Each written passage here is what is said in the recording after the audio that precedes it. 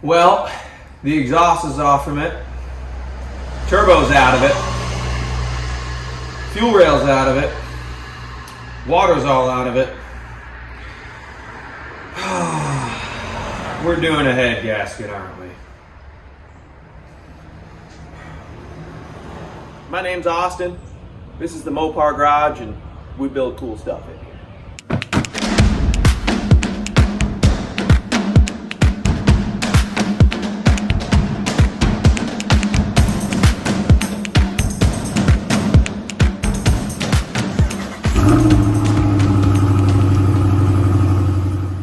Well, boys, and probably two girls that are watching this, I gotta come up with a name for people watching my videos. Is that narcissistic? I don't know. We're back in Shelby land today, and we are gonna do the thing that I've been trying to avoid in my mind since we started this whole darn project. We're gonna do a head gasket. These 2.2s, man, the head gaskets are weak in them. This car, when I picked it up, had an overboost issue because the vacuum lines were all hooked up wrong, so the wastegate wasn't operating. Anyway, we overboosted it a couple times on the test drive, so I can only imagine how many times it got overboosted before that. And it was sitting for a while when I bought it. So why was it sitting? Maybe the head gasket's already bad. I don't know. I've only driven the thing for about 2 minutes. So we got to do it, man. We got everything out of the backside here. Turbo's out, which that's like the hard part, getting the turbo, exhaust.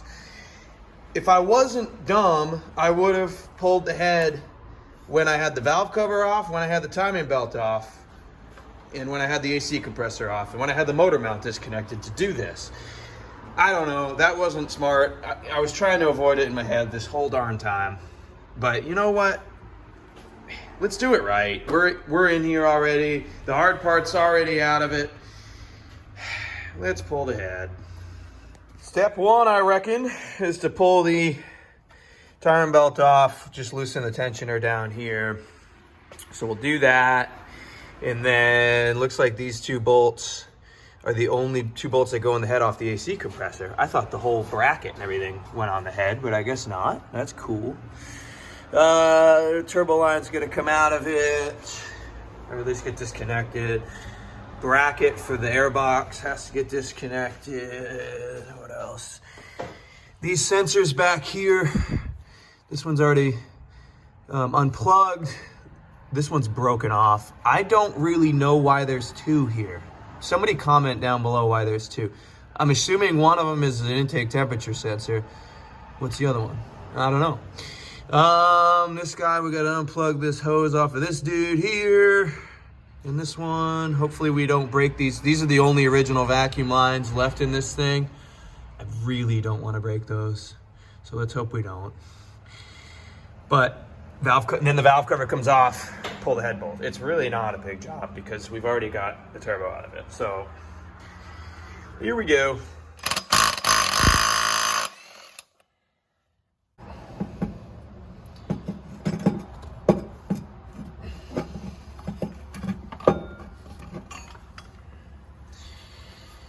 Okay. There it is. Oh, hit the camera. All right. We're loose. You know what I just noticed? This thing jumped time. How the heck did that happen? If you click up here and watch my timing video, I had those things dead nuts with the timing belt tight. I don't know how that just happened. Huh. I'll be. Interesting. Well, good thing we did this, I guess.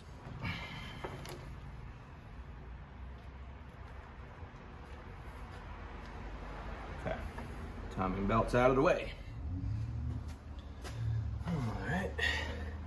I think we just got to remove these two air conditioner bracket bolts.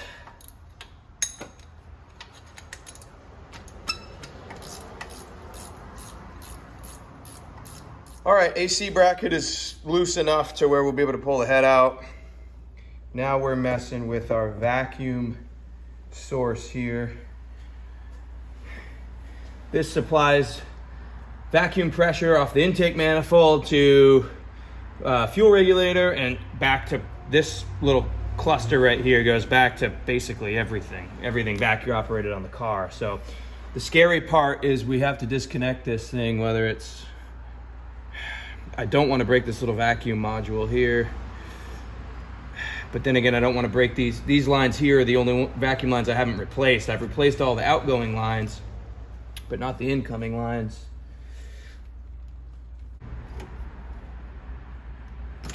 Oh, baby, we got her off. Whoo! I thought sure that was going to break everything.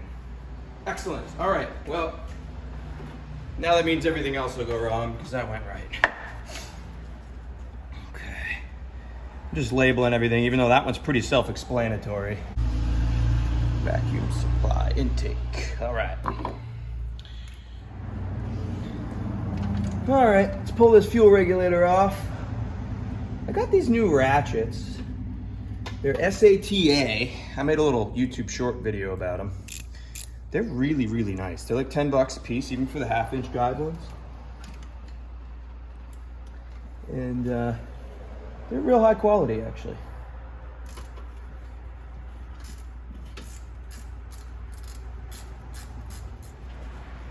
Let's try to unhook this vacuum line to the fuel regulator without breaking this vacuum piece, module, whatever you want to call it, designator. I don't know.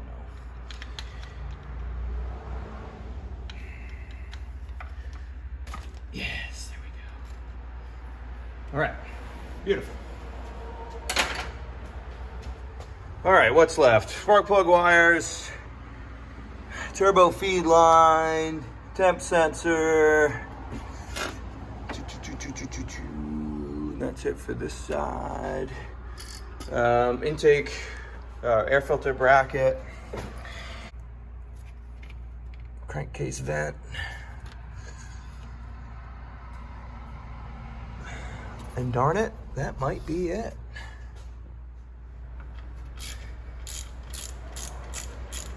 Can't wait to pull this valve cover and make that brand new gasket I just put in there no good anymore.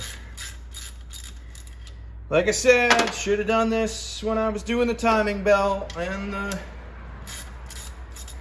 valve cover, but better not do what's smart.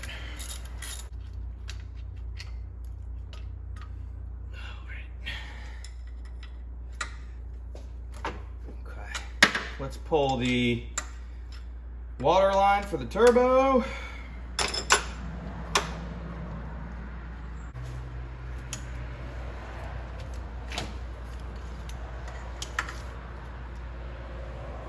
This sensor,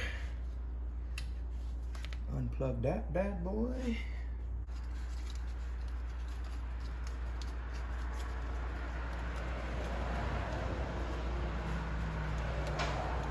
Okay, check. Well, I think we're free. Loose. Disconnected this lower coolant hose. Plug wires. We'll pull those 4 plug wires off, and then pop the valve cover and head bolts. And I think that's it. I don't think there's anything else hooked up to this bad Larry. Well, I'll be.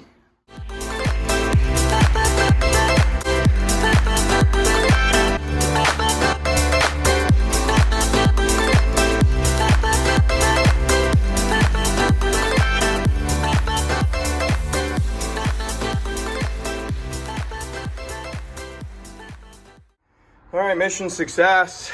Time to start cracking head bolts. 1, 2, 3, 4, 5. We got 10 of them. Well, I'll be damned. All right. Man, I forgot how clean the inside of this motor is. It looks so good. All right, so yeah, let's crack these open.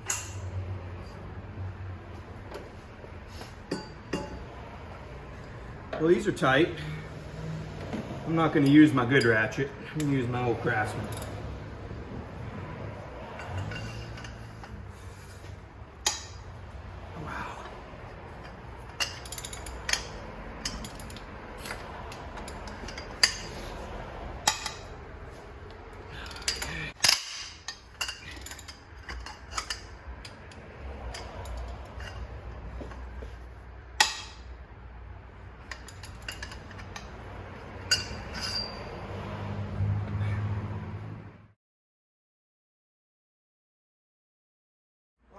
little light tappage with a rubber mallet, and we've got the old head loose.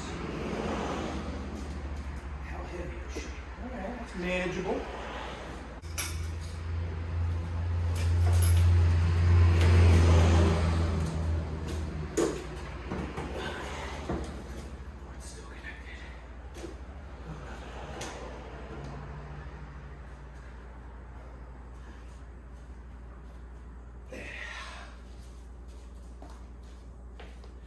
Success.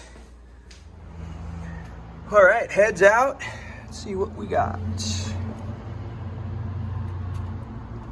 Got some carbon buildup at the top of the ring gap here. We had one really rusty stud that came out of it. Have to look into that.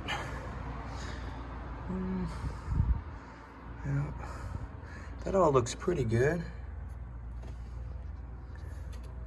A little bit of carbon buildup at the top of the cylinders.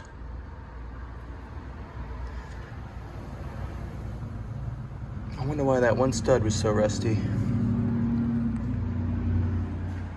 Just peel the old head gasket off of here, see what we take a close look see at her.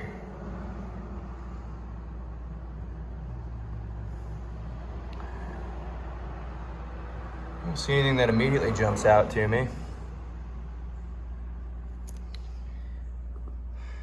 Well, oh, that might have just happened when I moved it. Well, I don't know.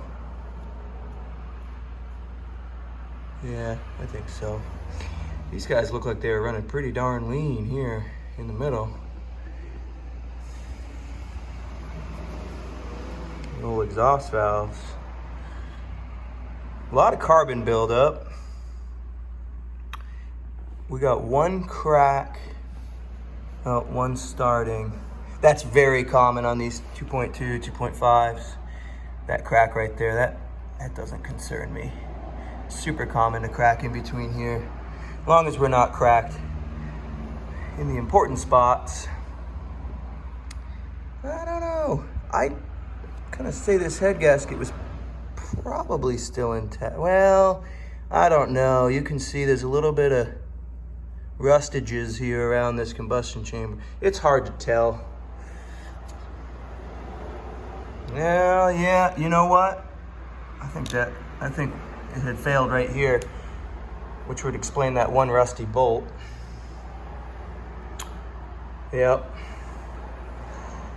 I think it's a good thing we did this, because I don't know if this is from when we just moved it and slid it along the block, but then why wouldn't any of the other cylinders have that? I feel like this side was blown right here, sucking in some anti-freeze.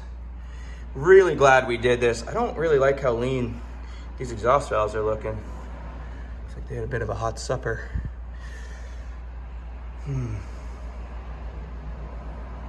But only one crack in the combustion chambers. I like that. So this cylinder is where I think it may have failed. It is cleaned up. Sometimes you can tell by if they're steam, well, they all look kind of the same, I guess. This one's definitely the most carbony, cylinder 1.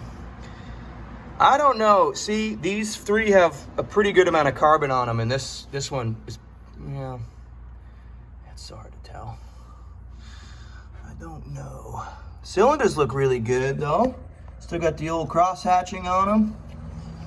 But I think overall, I'm really glad we did this. I think this was the right move. You could see it only took me like 40 minutes or 30 minutes or whatever to pull this thing, because we were already this far into it. So I think that's a no-brainer. I am gonna spray down kind of the inside of the cylindres with some WD here.